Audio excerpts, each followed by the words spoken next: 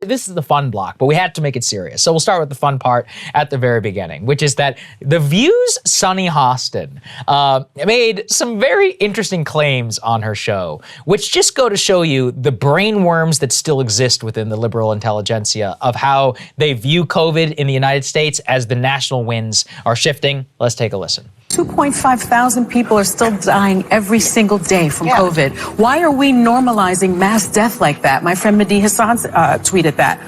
You know, everyone knows it's personal to me. You know, we lost both of Manny's parents to COVID, but there was no vaccine at that time. Right. We know the science now. Well, I still don't understand how we are normalizing 2.5 thousand deaths a day from COVID and parents aren't vaccinating children. We got to ask what percentage of those are unvaccinated, because they reserve their individual liberty not to take that vaccine. I think 99. Yeah, so she says that we have a 1% death rate of younger Americans. That is not true whatsoever. The actual number is 0.008%. So once again, these people are dramatically overstating what the actual threat to COVID is to you in your life, especially if you have a dose of the vaccine. And this is wildly out of step with the not just American people, but now the Democratic governors of the United States in some of the bluest places in the country. But where does it come from, Krystal? Which is that the Biden administration has missed a tremendous opportunity, in my opinion, by not reining in their CDC and Dr. Fauci. So the CDC yesterday effectively rebuked the Democratic governors. Let's put this up there on the screen. They said, our hospitalizations are still high, our death rates are still high, so we work towards that and we are encouraged by current trends. We are not there yet. She was asked specifically about the Democratic governors dropping their mask mandates. So you see here that the CDC continues to encourage wearing masks not only indoors, but also in public outdoors, which is absolutely bonkers from a not just public opinion perspective, but also from a public health perspective, given what they've admitted around cloth masks and their own efficacy. Won't go too far for the YouTube gods. But I find it crazy that the CDC and the White House, Joe Biden just tweeted yesterday, wear a mask in public, are not clearly trying to get ahead of where not only public opinion has long been, but Democratic opinion has been. Well, when Connecticut starts dropping its mask mandates, you know, and you're not, you're crazy. And I don't know what to tell you. And New York. What's happening? Well, first I want to start by speaking to Sunny's claims here, because I have deep concerns about the anti-vax misinformation that she is spreading about the efficacy of the vaccines and the COVID misinformation that she is spreading about the true risk to children. And I say this in jest. Maybe we should start like a campaign to censor or ban, you know, we should. Other artists should pull their shows from the platform. From How Disney. can you support? ABC is owned by Disney. That's true. Yeah, boycott How can you Encanto. support this type of COVID misinformation? I think it's outrageous. Right. But I do want to say, I mean, you wonder why you have young people who feel themselves, their judgment of their own risk is actually greater than the judgment of elderly people. Which is nuts. And you wonder why there are such really super intense feelings about what happens with school shutdowns and what happens with masking in schools. And part of it is because there has been mass media propaganda that has been inaccurate and has not helped people truly understand and accurately weigh the risks that exist to their children. Mm-hmm. There's a cost to that. And there's been this assumption from liberals and from corners of the left that you can't possibly be too safe, that it's sort of okay to have misinformation as long as it's in the direction of overstating the risk of COVID and safetyism.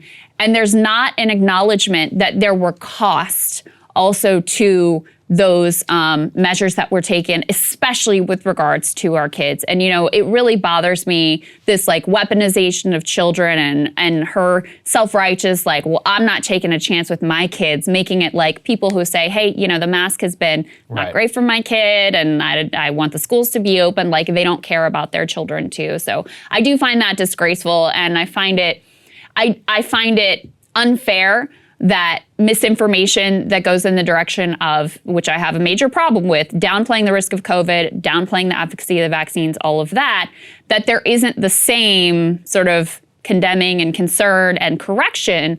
On the other side, when you're overstating the risk of COVID, and by the way, you're also, Sunny, by saying these sorts of things, is also downplaying the effectiveness of the vaccines. That's the part that, when you pretend like now that we have the vaccine, nothing has changed and the risk landscape hasn't shifted at all, that is also sort of like anti-vax misinformation, honestly. No, of course it's anti-vax misinformation, but it's the kind which, stands It's okay. fine. It's allowed to be on air and it's not a problem. The only thing that pisses me off, Krystal, is that this is not about science. They're moving explicitly based on public opinion, and they're even telling us that. Let's put this up there. So the New York Times actually put this in its report, that Governor Phil Murphy of New Jersey, who actually nearly lost, arranged a series of focus groups across the state to see what they had missed.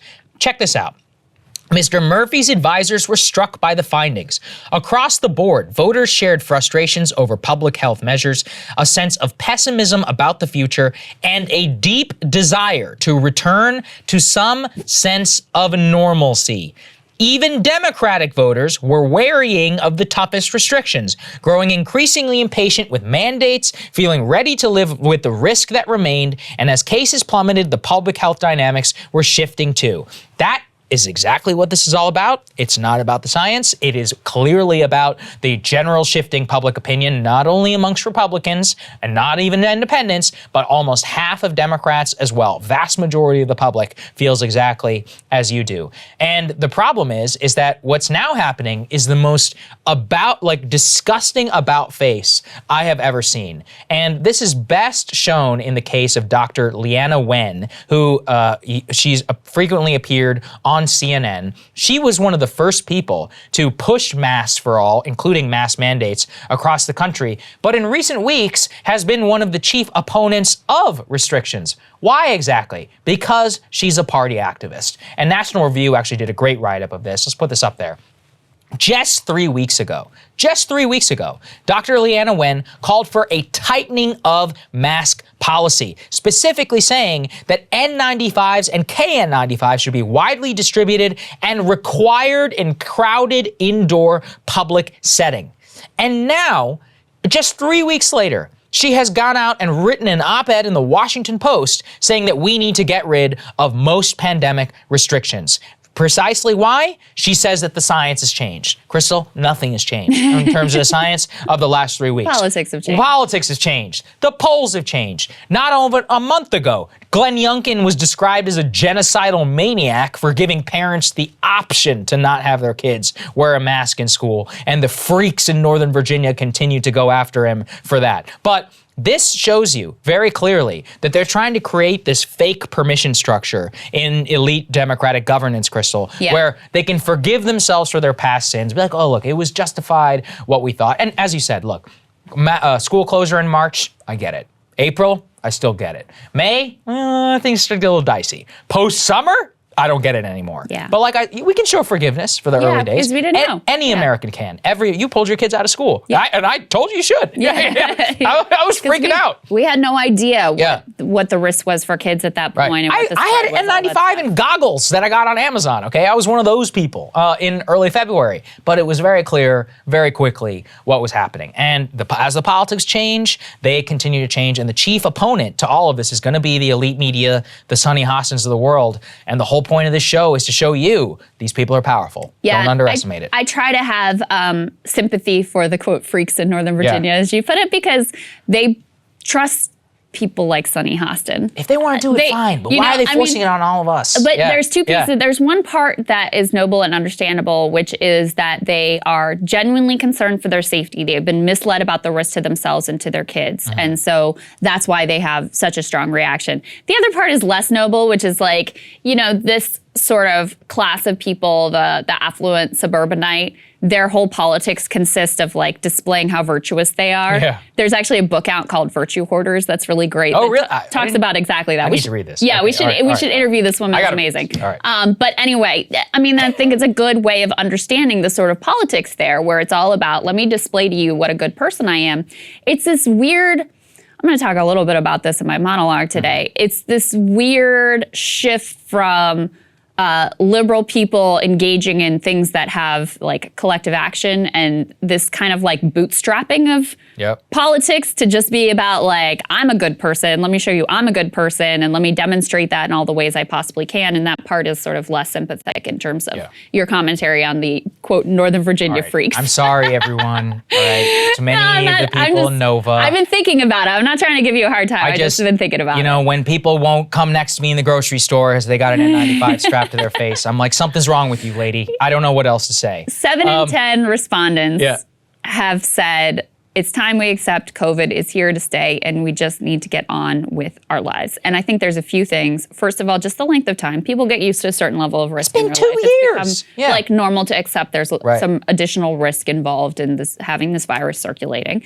Omicron is less virulent, less bad than previous strains in terms of how sick you get, which is great news. And people are vaccinated. And so that has significantly, dramatically, by tenfold, lowered their risk. So one thing that I want to respond to directly, because this is some of the talking points that are out there right now, which is true, which is that the death rate is pretty high right now. There's a lot of people who are still dying of COVID.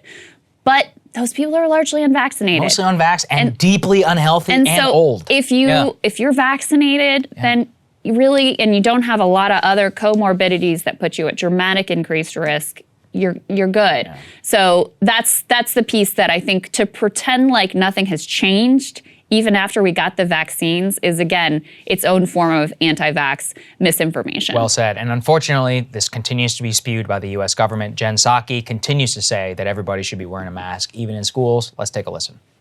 Go ahead. Jen, given that the CDC guideline still remains that masking is recommended in schools, if you are a parent, a teacher, a student living in a state where that is no longer recommended, should you still follow the CDC guideline? Yes.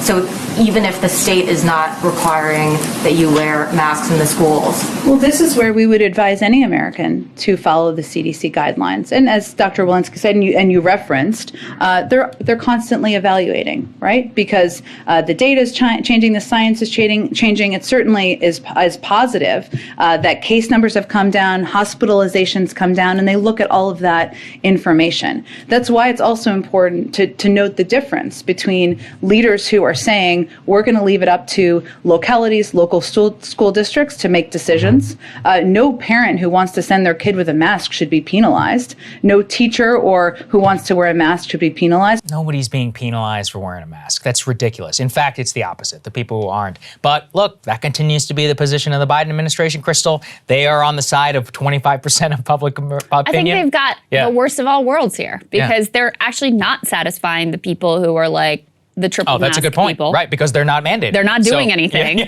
So they're not satisfying the base. They're just sort of gesturing towards the base. And then they're significantly, which, there could be a political strategy that might make sense of like super energizing the pandemic lockdown people and getting them to the polls in the fall. I don't think that would work out, but that's one direction. The other direction is to, accept that public opinion at this point is we got to figure out how to live with this thing and we got to move forward. They're doing neither. And so, just one factor in why his polls are now, for the first time, the average of polls under 40% for approval. That's a big problem. Hey guys, thanks so much for watching. That's right. Just as a reminder, you can become a premium subscriber today. Watch the full show completely uncut, our reactions to each other's monologues. You get to listen to it. You get to ask us questions, all that good stuff. Link is right there in the description or at breakingpoints.com. Best of all, great way to say screw you to the mainstream media.